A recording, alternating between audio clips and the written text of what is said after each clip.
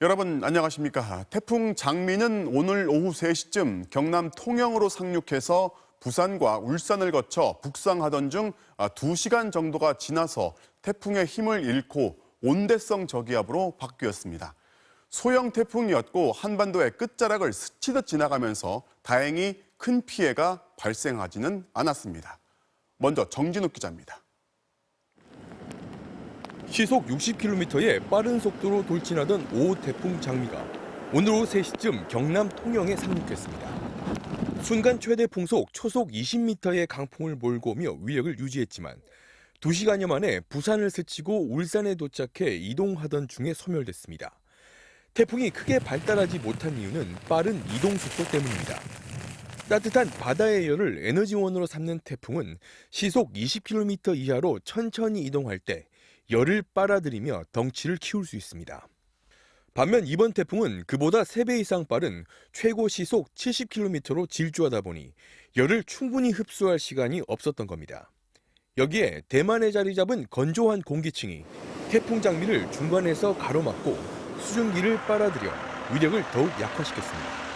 주변 기류를 타고 북쪽으로 빠르게 이동하면서 북쪽의 건조 공기와 해상으로부터 충분한 에너지를 공급받지 못한 상태에서 약화되었습니다. 하지만 오늘 밤까지는 태풍이 몰고 온 비바람의 잔해가 더해져 동해안에는 순간 풍속 시속 90km 이상의 강풍이 부는 곳이 있겠습니다. 특히 이미 호우 피해를 입은 충청과 전북에는 내일까지 최고 200mm 이상의 장맛비가 내릴 수 있어 각별히 주의해야 합니다. 또 서울 등 수도권에도 집중호우가 내리는 곳이 있겠습니다. 이번 비는 내일 들어 대부분 그치면서 대부분 지역에는 무더위가 시작되겠습니다. 하지만 수도권과 강원 영서는 주 중반 들어 다시 정체전선이 활성화되며 폭염과 장맛비가 번갈아 나타나는 날씨가 이어지겠습니다. MBC 뉴스 정준입니다. 모두가 대비를 잘한 덕에 태풍 장미가 큰 피해를 내지 않고 사라졌지만 걱정이 끝난 건 아닙니다. 태풍이 사라진 자리에 남아있는 걱정이 무언지 경북 포항을 연결해 보겠습니다. 박성화 기자, 일단 태풍의 기운은 별로 없어 보입니다. 네, 태풍이 소멸하면서 경북 동해안도 현재 빗줄기가 강해졌다 약해졌다가를 반복하고 있는 상태입니다. 제 뒤로 보이는 영일만 앞바다도 파도가 그렇게 강하게지는 않고 있는데요. 태풍 장미는 오늘 오후 2시 50분쯤 경남 거제에 상륙했습니다. 이후 내륙을 관통해 오후 6시쯤 포항 인근을 통과해 동해상으로 빠져나갈 것으로 예보됐는데요. 하지만 태풍이 상륙한 뒤 세력이 크게 약해졌고 오후 5시쯤 울산 인근에서 온대 저기압으로 변해 소멸했습니다. 경북 동해안은 오후 4시쯤부터 태풍의 영향권에 들어 비가 내렸지만 별다른 피해는 접수되지 않았습니다. 태풍과 장마로 3년째 수해가 이어졌던 경북 영덕군 강구면 주민들도 노심초사했지만 태풍 소멸 소식에 안도하는 분위기입니다. 하지만 마음을 놓을 수 있는 상황은 아닙니다. 계속된 장맛비에 지반이 약해져 있어 산간 지역과 해안 도로를 중심으로 산사태나 땅 꺼짐 현상이 발생할 수 있어 주의가 필요합니다. 이곳 포항을 포함해 경북 동해안 항포구에는 3천여 척의 선박과 어선이 대피해 있는데요. 기상 상황이 좋아지는 대로 조업을 재개할 예정입니다. 지금까지 포항 송도 해수욕장에서 MBC 뉴스 박성아입니다. 이번 장마로 발생한 자동차의 침수 피해도 역대급입니다. 최근 한 달 동안 보험사에 접수된 것만 7,000대 정도인데요. 그럼 전부 다 보상 대상이 되는 건지, 보상을 받게 되면 얼마나 받을 수 있는지 김민찬 기자가 설명해 드립니다. 지난달 30일 기록적인 폭우가 쏟아진 대전의 한 아파트. 주차장이 서 있던 차들이 지붕만 드러낸 채 물에 둥둥 떠다닙니다.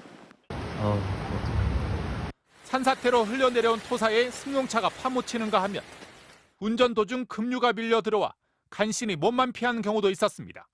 시동이 꺼지니까 일단은 거기서 안 나오면 안 되겠더라고요. 그래서 나온 게 다행이었죠.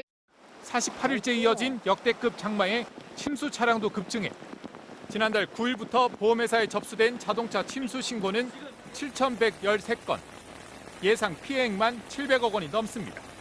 자동차 한 대당 1,000만 원꼴로 피해가 발생한 겁니다. 자동차 침수 피해가 가장 컸던 2003년 태풍 매미 때에 비하면 피해 접수건은 아직 20% 수준이지만 보상금 규모로는 80%에 육박합니다. 외제차 등록 대수가 좀 높아지고 고가차가 많아지다 보니까 지급보험금이 좀 많이 늘어나는 추세입니다. 특히 장마가 끝나도 태풍이 10월까지 영향을 끼치는 만큼 올해 침수차 피해액이 1,000억 원을 넘어 사상 최고치를 기록할 수 있다는 게 보험업계 전망입니다. 침수된 차량은 자차 보험에 가입했다면 보험료 할증 없이 대부분 보상이 가능합니다. 하지만 썬루프나 창문을 열어 덮거나 통행이 금지된 지역을 운전하다 발생한 침수는 보상이 안 됩니다. 차 안에 있던 물건도 보상 대상에서 제외됩니다. 또 보험 접수된 침수차의 90% 이상은 안전이나 수리비 문제로 폐차 처리되는 만큼 사고 발생 시점에 차량 가액까지만 돌려받을 수 있습니다. 요즘 자동차는 전자장치이기 때문에 이 침수된 자동차는 정비를 해도 침수차일 수밖에 없고 주요 장치에 이 습기로 인한 트러블이 발생될 소지가 많기 때문에 중고차 시장에 나온 침수차는 대부분 카히스토리 사이트에서 침수 이력을 확인할 수 있습니다. 보험회사를 거친 침수 차량은 침수 정도가 경미한 것들만 폐차되지 않고 중고차 시장으로 넘어오지만 개인이 수리한 경우는 침수 정도나 수리 기록이 남지 않는 만큼 소비자들의 주의가 필요합니다. MBC 뉴스 김민찬입니다. 또 다른 논란이 있습니다. 이명박 정부가 홍수 방지와 수자원 확보를 위해서라며 24조 원을 투입시켜 진행한 이 4대강 사업. 과연 4대강 사업 덕에 홍수 피해가 이만했던 건지 아니면 이것 때문에 피해가 더 커진 건지 정부가 피해 복구가 끝나면 실증적인 분석을 벌이기로 했습니다. 김미희 기자가 보도합니다. 기록적인 폭우가 이어진 9일 새벽, 낙동강 합천 창녕보 상류의 제방이 잘려나갔습니다. 보에 갇힌 강물의 압력을 이기지 못하고 제방이 터진 겁니다. 바로 전날에는 남원을 가로지르는 섬진강의 제방이 무너져 인근 마을을 덮쳤습니다. 낙동강과 섬진강, 4대강 사업이 이뤄진 강과 제외된 강의 붕괴를 두고 해석이 분분합니다. 4대강 사업을 지지했던 측에서는 기록적인 폭우 상황에서 4대강 사업의 효과가 증명됐다는 입장입니다. 그런데 이번에 분명히 16개 그 댐에 물이 다 고여 있잖아요. 만약에 댐이 없었으면 어떻게 됐을까요? 한번 생각해 봅시다. 다 하천으로 흘러내려갔잖아요. 반면 환경단체 등은 낙동강 제방의 붕괴 원인을 4대강 사업에서 찾았습니다. 그 직접적인 원인은 제방 관리를 못한 거고 보가 건설됐는데 보는 하천 수위를 상승시켰기 때문에 상승된 하천 수위는 그 파이핑 현상을 가중시키는 역할을 했다.